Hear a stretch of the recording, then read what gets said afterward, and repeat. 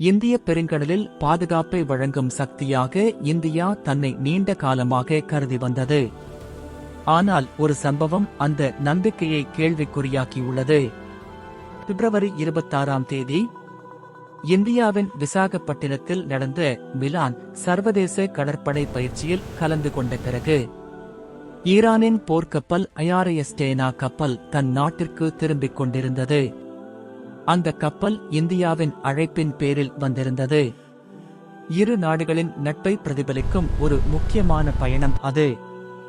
ஆனால் மார்ச் 4 அதிகாலை இலங்கையின் தெற்கில் உள்ள சர்வதேச கடல் பகுதியில் ஒரு அமெரிக்க அணு நீர்மூழ்கி கப்பல் ஏவிய டார்பிடோ தாக்குதலில் IRS டேனா மூழ்கடிக்கப்பட்டது.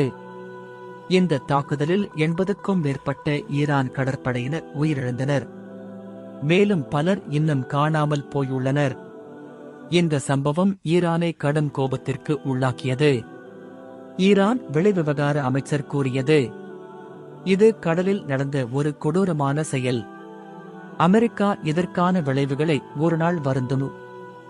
ஆனால் இந்த சம்பவத்தில் மிகவும் கவனத்தை ஈர்த்தது தாக்குதல் நடந்த பிறகு 24 மணி நேரத்திற்கும் மேலாக கடந்த பிறகே இந்திய கடற்படை ஒரு அதிகாரப்பூர்வ அறிக்கையை வெளியிட்டது.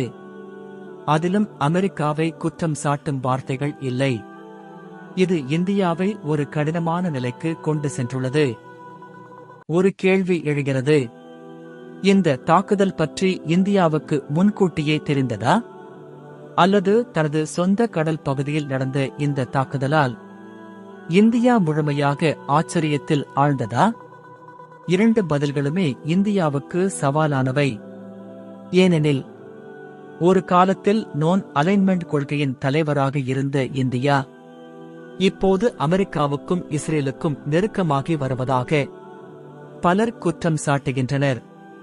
போருக்கு 2 நாட்களுக்கு முன்பே இந்திய பிரதமர் நரேந்திர மோடி இஸ்ரேலில் பெஞ்சமின் நெதன்யாகுவுடன் சந்தித்திருந்தார்.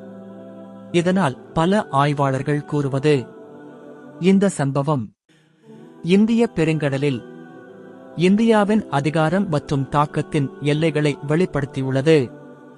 ஒரு காலத்தில் இந்திய பெருங்கடல் இந்தியாவின் பாதுகாப்பு வளாகமாக கருதப்பட்டது.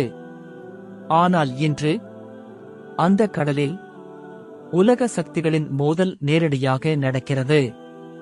இதனால் எழும் பெரிய கேள்வி, இந்திய பெருங்கடலில் உண்மையான காவலன் யார்? பதில் சொல்லும் இனி வரும் காலங்கள்.